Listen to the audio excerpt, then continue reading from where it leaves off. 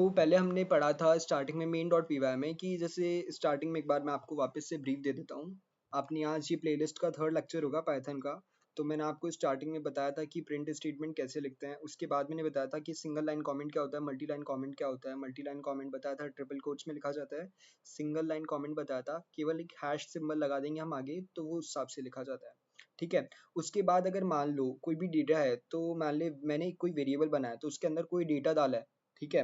तो उसका data type find करने के लिए एक मेथड बताया था कि टाइप अगर मैं प्रिंट के आगे टाइप लगा दूंगा और फिर टाइप में ब्रैकेट में सी लिख दूंगा तो मैं उस डेटा टाइप को जान सकता हूँ। जस्ट लाइक अगर मैंने प्रिंट टाइप और फिर ब्रैकेट में सी जहाँ पे लिखा है आप देख सकते हो लाइन नंबर 27। ठीक है। यहाँ पर जहाँ पर मैंने लिखा है ये प्रिंट टाइप 27 तो ये जो लाइन है अगर मैं इसको प्रिंट करवाता हूँ तो ये मुझे देगा क्या क्लास str बिकॉज ये जो सी के अंदर डेटा टाइप है ये स्ट्रिंग डेटा टाइप है। ठीक है। तो ये अपन ने पहले पढ़ चुके थे। उसके बाद फिर मैंने आपको लास्ट वीडियो के अंदर डेटा टाइप के बारे में बताया था कि डेटा टाइप दो तरीके के होते हैं, एक तो प्रिमिटिव डेटा टाइप और एक नॉन प्रिमिटिव डेटा टाइप। तो प्रिमिटिव डेटा टाइप बताया था कि इंपॉर्टेंट कौन से स्ट्रिंग डेटा टाइप हो गया, फ्लोट डेटा टाइप हो गया, इंट डेटा टाइप हो गया और बूलियन डेटा टाइप हो गया। ठीक है। तो स्ट्रिंग जो डेटा टाइप होता है वो बताया था डबल कोट्स में आता है और इंट डेटा टाइप इंटीजर होता है, बूलियन डेटा टाइप यानी कि ट्रू या फॉल्स और फ्लोट जो होगा वो हमारा डेसिमल के अंदर आएगा।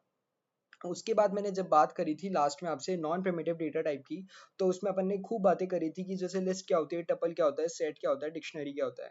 ठीक है। लिस्ट जो स्क्वायर ब्रैकेट्स में आता है, टपल जो ओपन और क्लोज ब्रैकेट में आता है, सेट जो हमने बताया था कि आपकी क्लास 11 से कैसे रिलेट कर सकते हो उसको।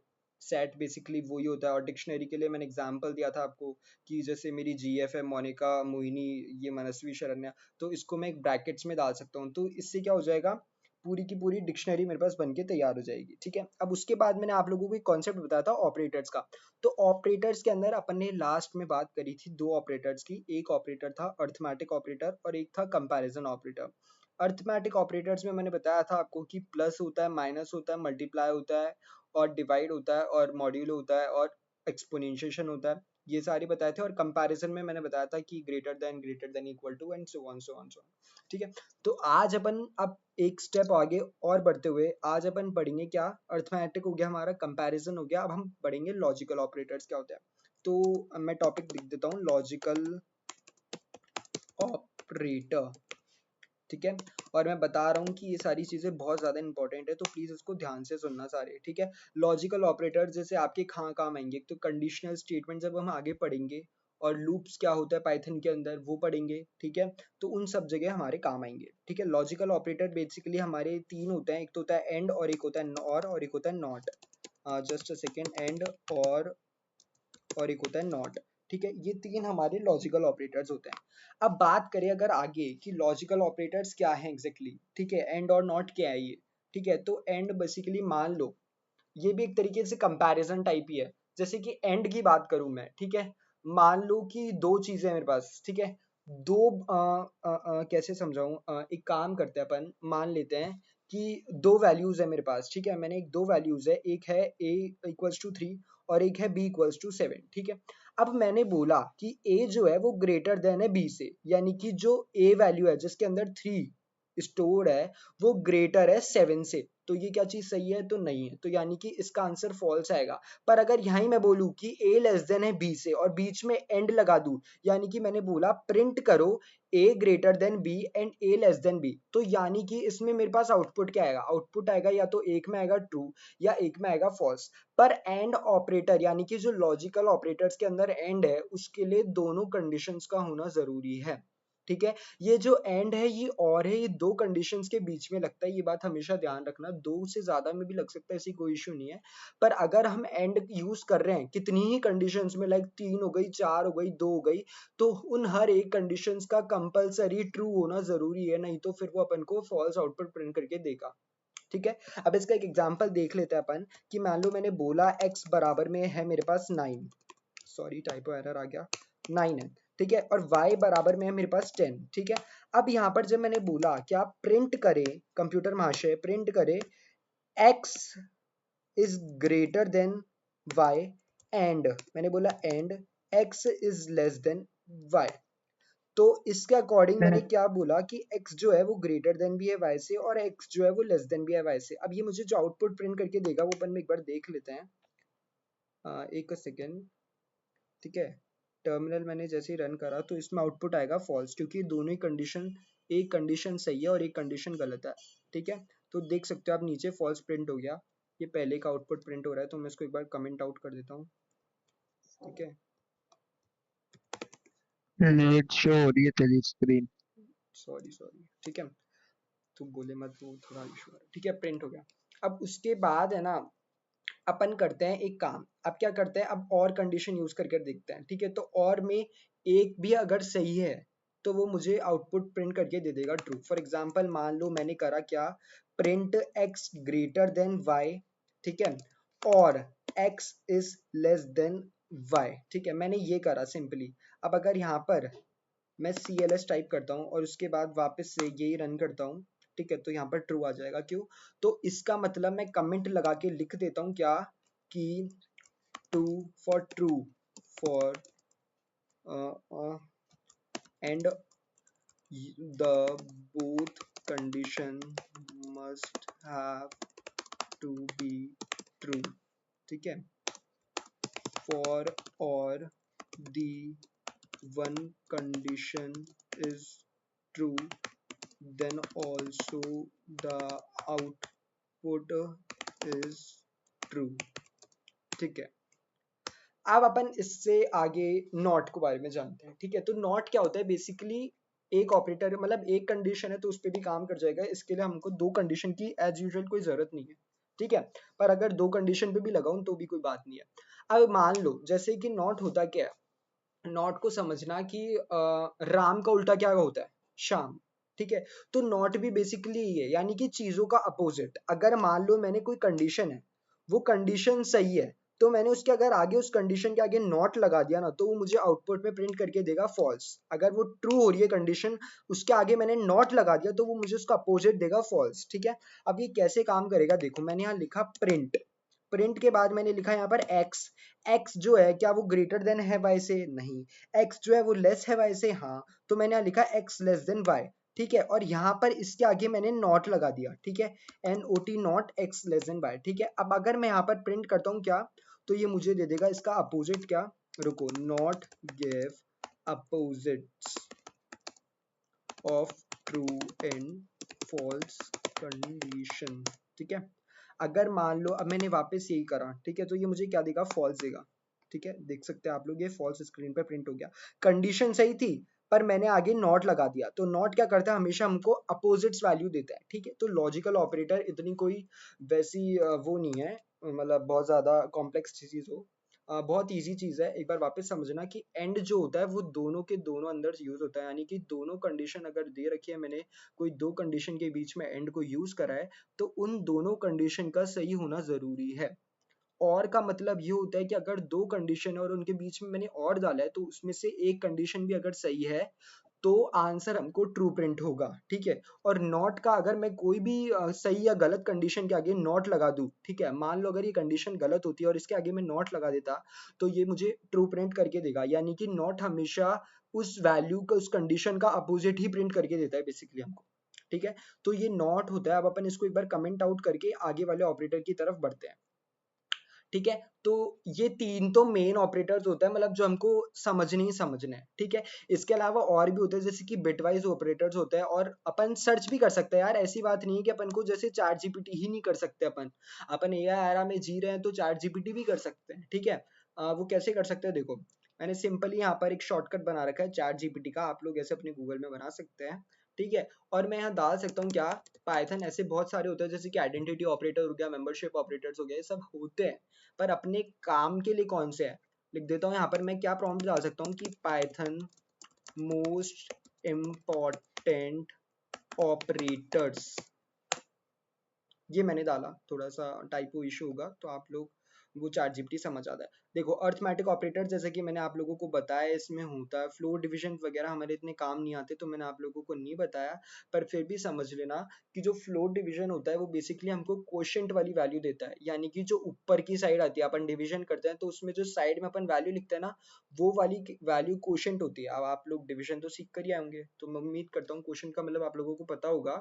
और रिमाइंडर वाली वैल्यू को हम मॉड्यूलस बोलते हैं। तो यही होता है, ज़्यादा इसमें कोई अंतर नहीं होता। ठीक है, कंपैरिजन ऑपरेटर बताई थी आपको कि इक्वल टू प्लस, फिर ये सारे होते हैं। ठीक है, लॉजिकल ऑपरेटर्स 3 होते हैं, अपन ने जैसा पढ़ ही लिया। अब असाइनमेंट ऑपरेटर्स होते हैं। ठीक है, असाइनमेंट ऑपरेटर्स भी पढ़ लेते हैं अपन, असाइनमेंट भी काम आते हैं बहुत ज़्यादा। ठीक है, यहाँ पर अगर मैं असाइनमेंट ऑपरेटर, ठीक है, अब असाइनमेंट ऑपरेटर्स क्या होते हैं देखो। असाइनमेंट ऑपरेटर्स भी बहुत इजी कॉन्सेप्ट है। क्या है कि मान लो x इक्वल्स टू, मैंने 9 लिखा, तो ये जो इक्वल्स टू है ना, ये क्या है, एक असाइनमेंट ऑपरेटर है। ठीक है, अब असाइनमेंट ऑपरेटर्स के अंदर भी बहुत सारी चीजें होती है, जैसे कि एक होता है प्लस इक्वल टू, एक होता है माइनस इक्वल टू, सॉरी, ठीक है, एक होता है मल्टीप्लाई इक्वल टू, ठीक है, एक होता है डिवाइड इक्वल टू। यानी कि जितने भी अर्थमेटिक ऑपरेटर्स मैंने यूज करे ना, वो सारे तो आएंगे ही आएंगे, बस उसके आगे एक इक्वल टू लग जाएगा। ठीक है, तो यही होता है, और कुछ इसमें ज्यादा रॉकेट साइंस ही है। ठीक है, उसके बाद अगर मान लो कि एक्सपोनेंशिएशन इक्वल टू, ठीक है, एक मॉड्यूलस इक्वल टू। ठीक है, अब ये यूज इसका क्या है बेसिकली, अब समझना। जैसे मान लो मैंने लिखा है x इक्वल्स टू 9, ठीक है, अब अगर मैं यहाँ लिखता हूँ क्या कि x प्लस इक्वल्स टू 9, ठीक है, मान लो मैंने लिखा, प्रिंट करें कंप्यूटर भाषा है क्या, x जो वैल्यू है, एक सेकेंड, अगर मैंने यहाँ लिखा x plus equals to, just एक सेकेंड, प्लस इक्वल्स टू 10, ठीक है, तो ये मुझे क्या प्रिंट करके देगा, सॉरी, प्लस इक्वल्स टू 9, ठीक है, ट्राई, ठीक है, अब मैं यहाँ कर दूँ प्रिंट, प्रिंट करो x को। ठीक है, अब यहाँ पर ये एरर पता है क्यों दे रहा है, क्योंकि मैंने कंपेयर, ये जो x वैल्यू है इसके आगे इक्वल्स टू नहीं लगा है। ठीक है, प्लस इक्वल्स टू, यार मैं कोई ना कोई इशू तो कर रहा हूँ, सॉरी गाइस, थोड़ा सा इशू आ रहा होगा आप लोगों को। ठीक है,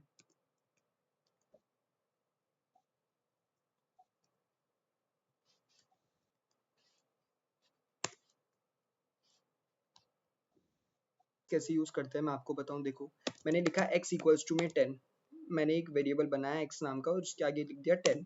अब असाइनमेंट ऑपरेटर्स कैसे यूज करते हैं समझना। मैंने लिखा यहाँ पर x प्लस, फिर इक्वल टू लगाया 5। ठीक है, अब यहाँ पर इस चीज का मतलब समझो। देखो क्या होता है कि x के अंदर मैं लिख दूं प्लस इक्वल्स टू 5, यानी कि मैंने बोला जो वेरिएबल 10 है, ठीक है, x के अंदर जो वैल्यू स्टोर हुई है 10, उसके अंदर आप प्लस कर दो 5 और। तो अगर अब मैं प्रिंट करता हूँ क्या x को, तो ये मुझे क्या कर के देगा, 15 प्रिंट करके देगा, ना कि 10 प्रिंट करके देगा।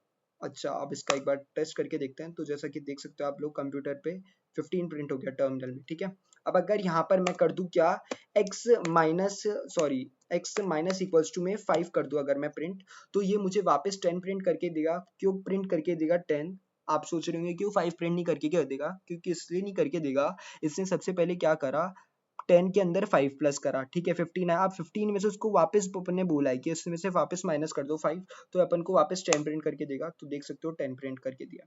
ठीक है, अब अगर यहाँ पर मैं बोल दूं क्या, x मल्टीप्लाई, एक सेकेंड, मल्टीप्लाई इक्वल्स टू 5, तो ये मुझे कुछ नहीं, वापस से वही चीज करके देगा क्या, सॉरी, ठीक है, अब जो 10 है उसमें से मल्टीप्लाई कर देगा 5 को। ठीक है, तो 50 आ जाएगा मेरे पास आउटपुट, देख सकते हो।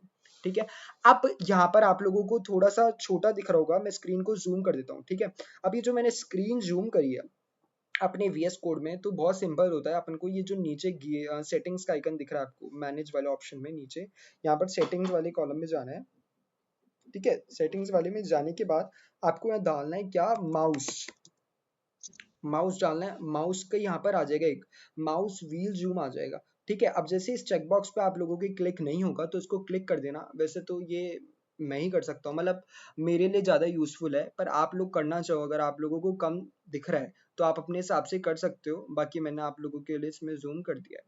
ठीक है, arithmetic operators, logical operator, assignment operators. अब इसके अलावा भी बहुत सारे होते हैं, जैसे डिवाइड इक्वल्स टू क्या हो गया, और अपने पास और क्या होता है, जैसे कि एक होता है एक्स डिवाइड इक्वल टू 5 कर दूं अगर मैं, तो अब जैसे 50 आई थी मेरे पास वैल्यू, 50 को 5 से डिवाइड कर देगा तो वापस मेरे पास 10 प्रिंट हो जाएगा, देख सकते हो। और अब 10 फ्लोटिंग पॉइंट नंबर है। ठीक है, अब अगर मैं यहाँ पर, तुम सोचो कि यार ये फ्लोटिंग पॉइंट नंबर है, ये तो कैसे पता लग रहा है, तो वापस वही टाइप करके देख सकता हूँ मैं।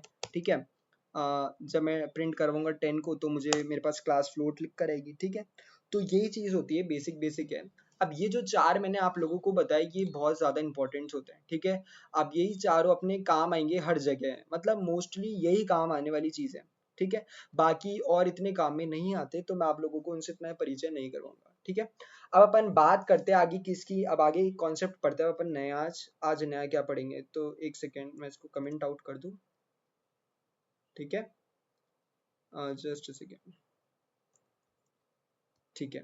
तो ऑपरेटर्स हो गए अपने पूरे कंप्लीट। अब अपन पढ़ेंगे अपना नेक्स्ट टॉपिक जिसको बोलते हैं क्या, स्ट्रिंग्स के मेथड। देखो strings underscore method dot P Y, और मैं उम्मीद करता हूँ कि आप लोग भी कर रहे होंगे साथ में, ठीक है। लेके मत बैठे रहना उसको कि देख रहे सुन रहे हैं, उससे नहीं कोडिंग आएगी, कोडिंग करने से आती है, ठीक है। अब स्ट्रिंग की बात करते हैं, तो मैंने आप लोगों को बताया स्ट्रिंग कैसे बनती है, सबसे पहले तो वो समझो। ए के नाम से मैंने एक स्ट्रिंग बनाई, ठीक है, स्ट्रिंग बनाइए, ठीक है। अब इसके अंदर क्या क्या हो सकता है, ये स्ट्रिंग बहुत इजी स्ट्रिंग नहीं है, मतलब इसके अंदर भी अपन बहुत सारी चीजें कर सकते हैं, ठीक है। इसमें क्या कर सकते हैं, सोचो। अब ये जो मैंने क्षितिज जैन है ना, इसके अंदर कितने वर्ड है, मैं इसको काउंट करवा के देख सकता हूँ। देखो मैंने क्या करा, प्रिंट करा, ए डॉट काउंट मेथड यूज करा मैंने, ठीक है, काउंट मेथड यूज करा और आगे ब्रैकेट लगा दिया, ठीक है। अगर अब मैं इस मेथड का यूज करूंगा तो ये मुझे बता देगा कि आपके इस स्ट्रिंग के अंदर कितने वर्ड स्टोर है। तो देख सकते हो आप, जो सॉरी ये पहले वाला प्रिंट हो गया, एक सेकेंड, ठीक है। जब मैं इसको रन करूंगा तो देख सकते हो आप, क्या हुआ। सो अब आप लोग देख रहे होंगे कि इसके अंदर एरर आ रहा है, ठीक है। अब ये एरर है क्या, बेसिकली एरर इसलिए है क्योंकि काउंट के अंदर क्या काउंट करना है, अब उसको पता ही नहीं है कि क्या काउंट करना है।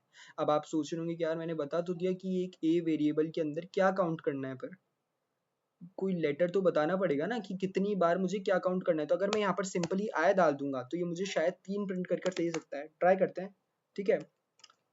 देख लो 3 आ गया, इसका मतलब कि जो क्षितिज जे नामक एक स्ट्रिंग है, इसके अंदर 3 आई प्रेजेंट्स हैं, तो काउंट हमको ये बताता है। अगर अब मैं यहाँ पर लेंथ फंक्शन यूज करता, प्रिंट करके len लेन करता और लेन के अंदर ब्रैकेट में मैं ए वेरिएबल डाल देता, तो ये मुझे पूरे के पूरे स्ट्रिंग की क्या दिखा देता कि कितने कितने स्ट्रिंग की लेंथ क्या है, यानी कि इसके अंदर कितने वर्ड्स प्रेजेंट है। और याद रखना कि स्ट्रिंग के अंदर जो स्पेस होती है ये भी काउंट होती है, ठीक है, ठीक है।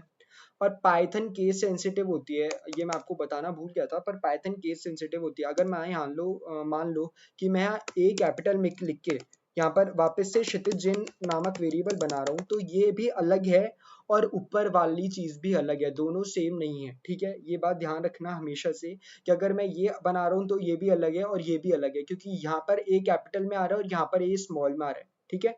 तो Python is also case sensitive language. मैं यहाँ लिख देता हूँ एक नोट बना के, Python is case sensitive, sensitive language, language, ठीक है।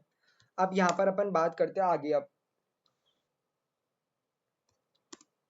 ठीक है, हाँ, अब बात करते हैं अपन आगे इसके अलावा और क्या होता है, स्ट्रिंग है क्या बेसिकली। तो आप लोगों को पता ही है स्ट्रिंग को हम और एक तो सिंगल कोट से भी लिख सकते हैं, ठीक है। अगर यही चीज मुझे सिंगल कोट से लिखनी हो तो मैं सिंगल कोट से भी लिख सकता हूँ, डबल कोट से भी लिख सकता हूँ। और इसको अगर मान लो मेरे साथ मेरे पास में बहुत सारी चीजें हैं और मेरे को उसको उसी सीक्वेंस में प्रिंट करानी है। फॉर एग्जाम्पल मान लो मैं उसमें ट्रिपल कोट्स का यूज करता हूँ, देखो कैसे। मेरे पास ये है, ठीक है। अब मान लो एक पोएट्री है, सब जानते हैं कि गूगल पे हमारे ट्विंकल ट्विंकल लिटिल स्टार, ठीक है। मैं सिंपल ये खोलूंगा, twinkle twinkle little star, enter करूंगा, ठीक है। जब मैं इस पे जाऊंगा तो मुझे पूरी की पूरी पोयम मिल जाएगी, कोई से भी लिंक पे चल जाना, फर्स्ट वाले लिंक पे जनरली मिलती नहीं है, ठीक है। थोड़ा सा मेरा प्रोसेसर स्लो चल रहा है यार, ठीक है। अब अपन को देख लो विकिपीडिया पे पूरी की पूरी ट्विंकल ट्विंकल लिटिल स्टार मिल गई, ठीक है। मुझे इसको पूरी की पूरी कॉपी कर लूंगा मैं, बेसिकली यहाँ तक कॉपी कर ली मान लो, ठीक है। उसके बाद मैं वापस अपने उस पे जाऊंगा और इस पोयम को कुछ इस तरीके से प्रिंट कर दूंगा, ठीक है। अब अगर मैं इसको प्रिंट करूंगा ना तो मेरे पास इसी सीक्वेंस में प्रिंट भी हो जाएगी, देखो कैसे, ये सारी चीज देख लो, हो गई पूरी की पूरी प्रिंट। इसके अंदर वो इतनी स्पेस आ गई, समझ रहे हो, जितनी स्पेस पे नहीं दी थी। तो इसका मतलब ये पता लगता है कि ट्रिपल कोट्स के अंदर अगर मैं पाइथन में कोई भी चीज को प्रिंट करवाता हूँ तो वो चीज़ उसी वे में प्रिंट होती है। ठीक है, ये बात हमेशा ध्यान रखना। अगर मैं यहाँ पर हाउ के आगे थोड़ी सी स्पेस दे देता तो ये भी उसके अंदर प्रिंट होता, ये स्पेस कभी भी नहीं जाती। अगर मैं ट्रिपल कोट्स में लिख रहा हूँ तो ये बात याद रखना। जैसा कि देख सकते हो हाउ थोड़ा सा अब आगे आ गया क्योंकि मैंने यहाँ पर भी एक स्पेस दी हुई है। तो ये चीज़ होती है बेसिकली। अब अगर मान लो जैसे मैंने लिखा, ठीक है, अब मेरे को सारे मेथड्स याद रखने की जरूरत नहीं है स्ट्रिंग के अंदर, बहुत सारे मेथड्स होते हैं यार, बहुत सारे। ठीक है, एक दो मेथड्स और बता देता हूँ मैं आप लोगों को कि जैसे स्ट्रिंग के अंदर इंडेक्सिंग और स्लाइसिंग कैसे करते हैं, ये बहुत ज्यादा इंपॉर्टेंट कॉन्सेप्ट होता है। ठीक है, तो स्ट्रिंग के अंदर इंडेक्सिंग और स्लाइसिंग कैसे करते हैं। ठीक है, मैंने ए जो स्ट्रिंग बना रखी थी, इसके अंदर अगर मुझे स्ट्रिंग के अंदर इंडेक्सिंग और स्लाइसिंग करनी हो तो मैं क्या करूंगा। ठीक है, अब देखो यहाँ पर मैंने लिखा क्या, प्रिंट करना है तुमको क्या, ए के अंदर, ए के अंदर क्या, ए के अंदर मुझे प्रिंट करवाना है इंडेक्स वैल्यू, यानी खा से खा तक। इंडेक्स वैल्यू का मतलब समझाता हूँ, रुको देखो, 0 से लेके मुझे प्रिंट करवाना है 4 तक। ठीक है, अब यहाँ पर देखना क्या प्रिंट होकर आएगा जब मेरे पास मैं इसको प्रिंट करवाऊंगा। सबसे पहले तो इसको नीचे वाले को कमेंट आउट कर दे अपन, नहीं तो अपना टर्मिनल पूरा भरा भरा होगा। ctrl स्लैश,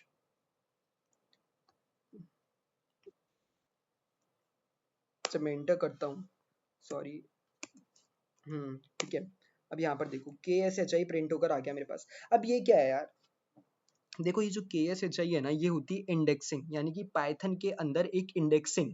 ठीक है, इंडेक्सिंग यानी कि मुझे पर्टिकुलर एक स्ट्रिंग के अंदर कोई वर्ड से लेके कोई वर्ड तक के ही कैरेक्टर्स या वर्ड्स प्रिंट करवाना अपने टर्मिनल स्क्रीन के ऊपर, तो उसको बोलते हैं इंडेक्सिंग। और ये जरूरी नहीं कि स्ट्रिंग्स के अंदर ही हो, ये लिस्ट के अंदर भी होती है, और तो और ये टपल्स में भी होती है, मतलब हर एक प्रिमिटिव डेटा टाइप्स के अंदर भी होती है, तो नॉन प्रिमिटिव डेटा टाइप्स के अंदर भी होती है ये इंडेक्सिंग।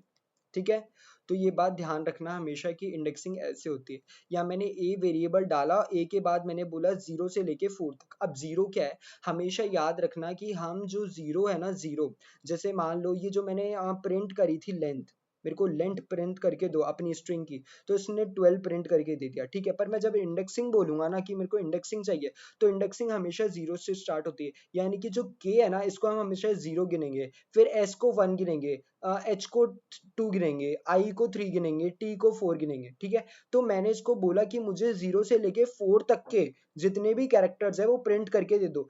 अब ये जो है ना, कि क्या करेगा, इसने 0 यानी कि के प्रिंट कर दिया, एस प्रिंट कर दिया, एच प्रिंट कर दिया और आई भी प्रिंट कर दिया।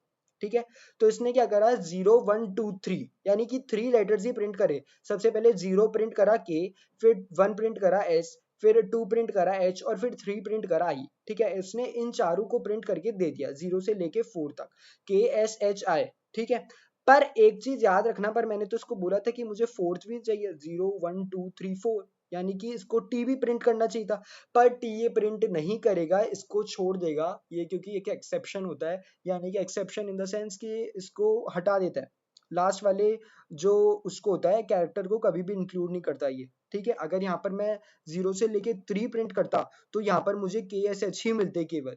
ठीक है, तो ये होता है। अगर अब यहाँ पर और समझो इंडेक्सिंग को, देखो अगर मैं यहाँ लिखता हूँ प्रिंट क्या, ए, फिर यहाँ पर मैंने ब्रैकेट बनाया, फिर बोला 0 के आगे जितने भी मेरे को वो है सारे प्रिंट करके दे दोगे, तो मेरे को पूरा का पूरा नाम प्रिंट करके दे देगा बेसिकली। देखो कैसे, देख सकते हो क्षितिज जैन पूरा का पूरा इसने प्रिंट करके दे दिया। ठीक है, अब अगर यहाँ पर मैं लिखूं, याद रखना ये जो क्षितिज जैन है इसके बीच में स्पेस भी काउंट होती है। ठीक है, स्पेस भी स्ट्रिंग्स के अंदर काउंट होती है, ये चीज बहुत ज्यादा इंपॉर्टेंट है। ठीक है, तो अब है ना ऐसे बहुत सारे मेथड्स होते हैं। ठीक है, अब हमको हर मेथड्स याद रखने की जरूरत नहीं है।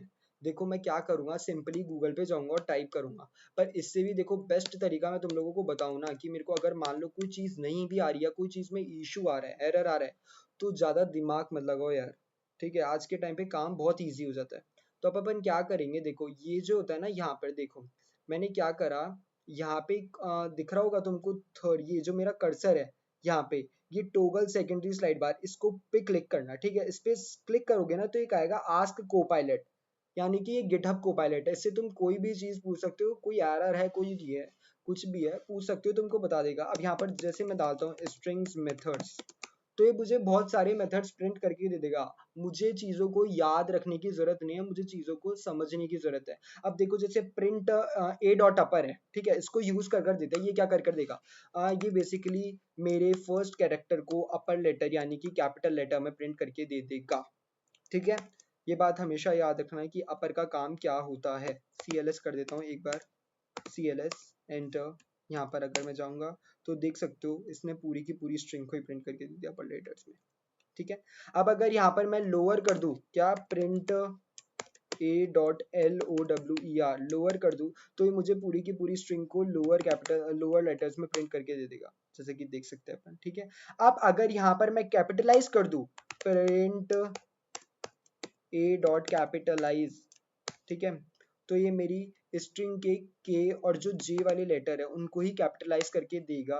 मतलब जो मैंने स्पेस के बाद लिखा है उसको कैपिटल करके देगा और जो स्ट्रिंग के पहले लिखा है उसको कैपिटल करके देगा, देख लो चाहे तो, ठीक है, हो गया। अब उसके बाद ऐसे बहुत सारे मेथड्स होते हैं, जैसे कि एंड विथ हो गया, स्टार्ट विथ हो गया। अगर मैं यहाँ पर लिखूँ, मान ले लिख देता हूँ प्रिंट A.स्टार्ट्स विथ, यूज करके देता हूँ। स्टार्ट्स विथ क्या होता है, स्टार्ट विथ यानी कि मैंने बोला कि मेरी क्या स्ट्रिंग स्टार्ट्स इससे ही हो रही है, तो ये मेरे को तो ट्रू देगा या फॉल्स देगा, और इनफैक्ट ट्रू ही देगा, ठीक है, देखो ट्रू आ गया। तो यही चीज़ है, इसमें कोई रॉकेट साइंस नहीं है, बहुत ईजी होता है, बहुत ईजी। अब अगर मान लो मेरे को कोई वर्ड को रिप्लेस करवाना है किसी और वर्ड के साथ, जैसे मेरे को के वर्ड अच्छा नहीं लग रहा, मेरे को तो इसको एस से स्टार्ट करवाना है, तो मैं ये भी बोल सकता हूँ एक रिप्लेस मेथड होता है, उसका यूज कर सकता हूँ, डॉट रिप्लेस, REPLACE, रिप्लेस, ठीक है। रिप्लेस कर दो, कैसे रिप्लेस कर दो, मैंने बोला रिप्लेस करो के को, किससे, कैपिटल के है ना, तो के को कर दो रिप्लेस, तुम किससे करोगे रिप्लेस, एस से, ठीक है। अब ये चीज मेरी ओरिजिनल स्ट्रिंग में जाके क्या स्टोर होगी, ये भी देखते हैं अपन, ठीक है। एस क्षितिज हो गया। अब अगर यहाँ पर मैं प्रिंट ए करवाऊंगा, तो आप लोगों को मैं बताऊं कि मेरी ओरिजिनल स्ट्रिंग में कुछ भी चेंज नहीं होने वाला, ठीक है। मेरी ओरिजिनल स्ट्रिंग जैसे कि मैंने बनाई थी क्षितिज जैन के नाम से, वो उसी नेम से आएगी, ठीक है। देख सकते हो, देख लो क्षितिज जैन ही है। तो ये होता है बेसिकली हमारा स्ट्रिंग्स के मेथड्स होते हैं, जो मैंने आप लोगों को आज बताया।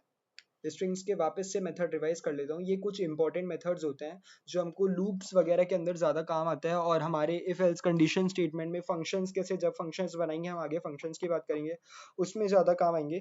तो ये कुछ कॉन्सेप्ट्स होते हैं जो हमारे काम आते हैं स्ट्रिंग्स के, ठीक है। अब आगे बात करते हुए चलते हैं हम, ठीक है। ये कॉन्सेप्ट आज हमारा हो गया स्ट्रिंग्स का भी। अब अपन आगे क्या पढ़े आज बताओ। अब आज अपन पढ़ेंगे, इसके आगे मैं बता दूं, आज अब अपन पढ़ेंगे क्या, क्या पढ़ेंगे अपन, इफ और else conditions. If underscore else यानी कि मैं कंडीशनल स्टेटमेंट डाल देता हूँ, conditional statement, conditional dot P Y, ठीक है, कंडीशनल डॉट पी वाई। और मैं अभी भी बोल रहा हूँ, प्लीज खुद से करना, प्लीज नोट्स के भरोसे मत बैठना, नोट्स वगैरह कुछ नहीं होता, जो करते हैं अपन खुद ही करते हैं, ठीक है। कंडीशनल स्टेटमेंट क्या होता है, अपन कंडीशनल स्टेटमेंट के बारे में समझते हैं। सबसे पहले मैं एक वो दे दूं क्या, comment, conditional statement, STATEMENT statement in Python. Python के अंदर अब अपन कंडीशनल स्टेटमेंट देखेंगे। कंडीशनल स्टेटमेंट समझना की कोशिश करना कि कंडीशनल स्टेटमेंट की जरूरत क्यों पड़ती है, ठीक है। मान लो मेरे को कोई भी दो कंडीशंस है, ठीक है, जैसे कि अपन ने कंपैरिजन ऑपरेटर्स पढ़े थे, उन कंपैरिजन ऑपरेटर्स के टाइम पे हम क्या करते थे, कंपेयर करवाते थे चीजों को, यानी कि हम दो कंडीशंस को कंपेयर करवाते थे। पर कंडीशनल स्टेटमेंट में क्या होता है, कंडीशनल स्टेटमेंट में होता है कि मान लो मैंने एक प्रोग्राम बनाया, ठीक है, यहीं से अब तुम्हारी असली पाइथन स्टार्ट हो जाएगी। अभी तक तो बहुत बेसिक बेसिक चीजें थी कि भाई डेटा टाइप्स क्या होता है, ऑपरेटर्स क्या होता है, पर वही बेसिक्स नींव होता है हमारा, ठीक है। बात करेंगे हम कंडीशनल की, तो कंडीशनल बेसिकली बहुत इजी होता है कि क्या होता है, मान लो मैंने बोला एक प्रोग्राम बनाइए कंप्यूटर जी, जिसमें मैं वन प्रिंट करूं अगर अपने कंप्यूटर के अंदर। अच्छा चलो, उससे सबसे पहले सॉरी सॉरी सॉरी सॉरी इस सबसे पहले अपन एक वो पढ़ लेते हैं, क्या हम पढ़ते हैं, क्या इनपुट और आउटपुट कैसे लेता है पाइथन के अंदर, इनपुट और output in Python, output in Python, ठीक है। CTRL स्लैश कर देता हूं मैं, इनपुट आउटपुट कैसे लेता है पाइथन के अंदर, उसके बाद कंडीशन की बात करेंगे, ठीक है। इनपुट आउटपुट क्या होता है, अब समझना मेरी बात को। आउटपुट वो होता है, जैसे मैं कोई मान लो मैंने एक चीज लिखी प्रिंट करो, ये चीज मेरे कंप्यूटर के अंदर, यानी कि मैंने बोला सिंपली कंप्यूटर को प्रिंट कर दो क्षितिज जैन, तो वो मुझे प्रिंट करके दे देता है, मेरे टर्मिनल के अंदर लिखा हुआ आ जाता है क्षितिज जैन, इसका मतलब मेरा प्रोग्राम सक्सेसफुली रन हो गया। तो मैंने कुछ कंप्यूटर को दिया और उसने मुझे आउटपुट प्रिंट करके दिया, तो बेसिकली ये आउटपुट है। पर इनपुट का मतलब क्या है? इनपुट का मतलब ये है कि मैंने प्रोग्राम को कुछ इस तरीके से बनाया कि इनपुट भी यूजर ही डाले और आउटपुट भी यूजर के पास उसी अकॉर्डिंग आए, ठीक है। तो इनपुट और आउटपुट वो होता है। अब मान लो इनपुट कैसे बनाते हैं, मैंने लिखा एक वेरिएबल का नाम कि ए वेरिएबल बनाया, उसके अंदर मैंने बोला क्या कि इनपुट एंटर योर नेम, मैंने ये बोला, ठीक है, सिंपल। अब जब मैं ये करूंगा तो होगा कैसे देखना, मैंने ये बोला input enter your name, input enter your name मैंने जैसे ही लिखा तो क्या होगा, मैं मेरे पास कंप्यूटर में मैंने जैसे इसको रन करा तो देख सकते हो टर्मिनल में मेरे पास कुछ लिखा हुआ आ गया। क्या लिखा हुआ आ गया कि एंटर करो आप अपने नाम को, तो जैसे ही मैंने लिखा क्षितिज जैन, तो ये मेरा प्रोग्राम हो चुका एग्जिट, ठीक है, क्योंकि मैंने अपना नाम लिखकर एंटर प्रेस कर दिया। मैं लिख दूँ यहाँ पर कि इनपुट करने के बाद उसको प्रिंट कर देना ए को, ठीक है, और यहाँ पर लगा देता हूँ कॉमा, ठीक है, my name is double quote this dish, ठीक है, ऐसा मैंने कुछ लिखा, ठीक है। अब घबराना मत इस चीज़ को देख के, यार ये क्या हो रहा है, कोई नहीं, आ जाएगा तुमको, बस देखते जाओ क्या हो रहा है और करते भी जाना, देखने से काम ही चलेगा, करना भी, ठीक है। मैंने जैसे लिखा, मान लो मेरा नाम है रुद्र, ठीक है, शर्मा, मैंने लिखा, और यहाँ पर जैसे लिखूंगा तो मेरा नाम आ गया, देख लो my name is Rudra Sharma print होके आ गया। यानी कि मैंने इनपुट में क्या लिया, यूजर से उसका नाम लिया, उसने खुद ने प्रिंट कर दिया एंटर योर नेम। अपन कभी कोई फॉर्म भरते हैं, देखा होगा वेबसाइट्स पे अपन कोई भी फॉर्म भरते हैं तो उसमें अपन से यूजर्स कुछ डिटेल मांगता है, यानी कि एक फॉर्म में अपन से डिटेल्स मांगी जाती है, वो फॉर्म बना हुआ होता है। अब जैसे ये फॉर्म है, मान लो कि एंटर योर नेम लिखा था, तुमने लिखा रुद्र शर्मा, ठीक है, रुद्र शर्मा, तो तूने लिख दिया रुद्र शर्मा उस फॉर्म के अंदर भी, मान ले। अब जब तू उस फॉर्म मतलब कंप्लीट उस वेबसाइट में लॉग इन हो जाता है तो तेरी स्क्रीन के ऊपर प्रिंट होकर आता होगा, देखा होगा कभी तूने कि वेलकम रुद्र शर्मा, ठीक है, तो वो ऑटोमेटिक नहीं आता, वो जब तुमने फॉर्म के अंदर डिटेल्स भरी है, तुम्हारी लॉगिन आईडी वगैरह जो सब गई है, वो इन्हीं चीज़ों से जाती है। तुमने जो डिटेल्स कंप्यूटर को दी थी, यानी उस पर्टिकुलर वेबसाइट को जो तुमने डिटेल दी थी, उसी डिटेल्स के अकॉर्डिंग अपन को वो कुछ आउटपुट देती है, कौन, वेबसाइट, ठीक है, अपने डिटेल्स के अकॉर्डिंग, ठीक है। तो यही चीज़ है, यानी कि यूज़र ने ही इनपुट दिया और उसी के बेसिस पे उसकी इन्फॉर्मेशन बन के तैयार हुई, ठीक है। तो इनपुट ही होता है। अब मान लो मुझे कोई इनपुट इंटीजर फॉर्म में लेना है, यानी कि मैंने बोला कि एंटर योर एज करो, ठीक है, तो मैं कैसे लूंगा? अब याद रखना, जो इनपुट एंटर योर नेम लिखाया, ये बाय डिफॉल्ट तो स्ट्रिंग होता है, ठीक है। अगर मैं इसका टाइप प्रिंट करवाऊंगा, जैसे कि देखो मैंने बोला कि टाइप करो ए का प्रिंट, एंड में जाके मैंने बोला इसका टाइप करो प्रिंट, ठीक है, मैंने इसको ये बोला तो मुझे बोल देगा K S H I T I J, मैंने बोला, तो देख लो क्लास स्ट्रिंग प्रिंट हो गई। तो हमेशा इनपुट का बाय डिफॉल्ट डेटा टाइप होता है कौन सा, स्ट्रिंग। पर अगर मुझे इस डेटा टाइप को इंटीजर में कन्वर्ट करना हो तो मैं क्या करूंगा, देखो ए बराबर में, इंटीजर में कन्वर्ट करने के लिए मैं क्या करूंगा, इंट लिख दूंगा, इंट के आगे लिखूंगा क्या, इंट के आगे लिख दूंगा मैं अपना एक और चीज, क्या, एंटर योर एज, मैंने ये लिखा, ये लिख दिया, ठीक है। अब यहाँ पर अगर मैं प्रिंट कर दूंगा बी को, सॉरी मेरे को इस वेरिएबल का नाम बदलना पड़ेगा और बी करना पड़ेगा, ठीक है।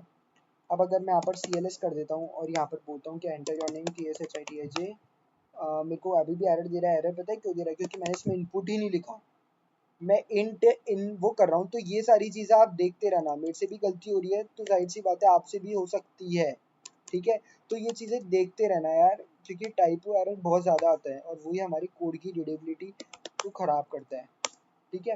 मैंने लिखा क्षितिज, और अब इसने बोला एंटर योर एज, तो मैंने लिखा मेरी एज है 18, तो इसने 18 प्रिंट करके दे दिया, समझ गए। अब यहाँ अगर मैं 18 का डेटा टाइप प्रिंट करवाऊंगा, यहाँ मैंने लिखा टाइप और यहाँ पर एंड में गया और यहाँ पर क्लोज कर दिया इसको।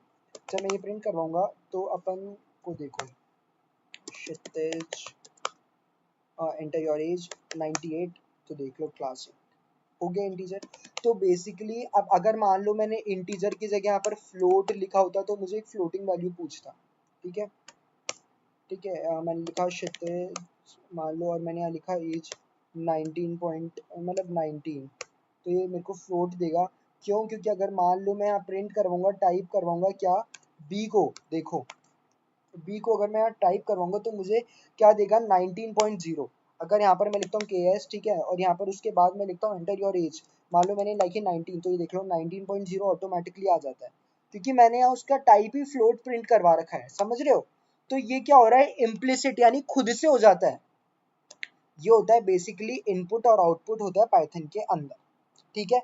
इनपुट यानी कि वो चीज जो यूजर एंटर करता है खुद हमारे प्रोग्राम बनाने के बाद, और आउटपुट उसी आउटपुट यानी कि इनपुट जो डाला हमने उसी बेसिस पे जो आउटपुट हमको मिल रहा है वही होता है आउटपुट, ठीक है। हम भी डिफाइन कर सकते हैं इनपुट, और यूजर से भी ले सकते हैं हम इनपुट। अब जो हम कंडीशनल स्टेटमेंट पढ़ेंगे आगे, यानी कि अगली वीडियो में, आज इस वीडियो में मैं नहीं पढ़ाऊंगा आप लोगों को कंडीशनल स्टेटमेंट, आज के लिए काफ़ी है बहुत ज़्यादा। अब जो कंडीशनल स्टेटमेंट हम पढ़ेंगे उसके अंदर मैं आप लोगों को बताऊंगा क्या, कि जो हमारे इनपुट होते हैं या आउटपुट होते हैं ये कैसे यूज़ करते हैं हम, ठीक है। यानी कि अगर मेरे को यूज़र से इनपुट लेके कोई कंडीशंस बनवानी हो, ठीक है, तो वो मैं कैसे बना सकता हूँ, ठीक है। तो अपन फटाफट से आज की वीडियो को कंक्लूजन दे देते हैं, ठीक है। आज की वीडियो में देखो हमने क्या पढ़ा था। आज की वीडियो में हमने सबसे पहले तो पढ़ा ऑपरेटर्स क्या होते हैं, operators, logical operators, assignment operators वगैरह अपन ने सारी चीज़ें पढ़ी। उसके बाद अपन ने फिर पढ़े क्या, स्ट्रिंग्स के कुछ मेथड। स्ट्रिंग्स के अंदर बहुत सारे वेरियस मेथड होते हैं, मैंने आपको बताया कि गिटहब कोपायलट का अपन कैसे एक्सेस ले सकते हैं यहाँ से, ठीक है। उसके बाद मैंने आप लोगों को क्या बताया, आप लोगों को बताया फिर मैंने कंडीशनल स्टेटमेंट नहीं बताया, मैंने आपको इस फाइल का नेम चेंज कर देते हैं सबसे पहले अपन, इनपुट अंडरस्कोर आउटपुट, ठीक है, मैंने ये बताया। तो इसके अंदर ए बराबर हम कैसे यूज ले सकते हैं, इनपुट कैसे ले सकते हैं और आउटपुट कैसे ले सकते हैं, ये सारी चीजें मैंने आप लोगों को बताई। तो आज की वीडियो के लिए इतना ही। अब हम अगली वीडियो पे बात करेंगे हम पाइथन की, जो कि हमारी कंडीशनल स्टेटमेंट से रिलेटेड, ठीक है। धीरे धीरे करके अपन अपना लेवल अप करेंगे, बस अपना हौसला बना के रखना, ठीक है। बाकी जय हिंद जय भारत।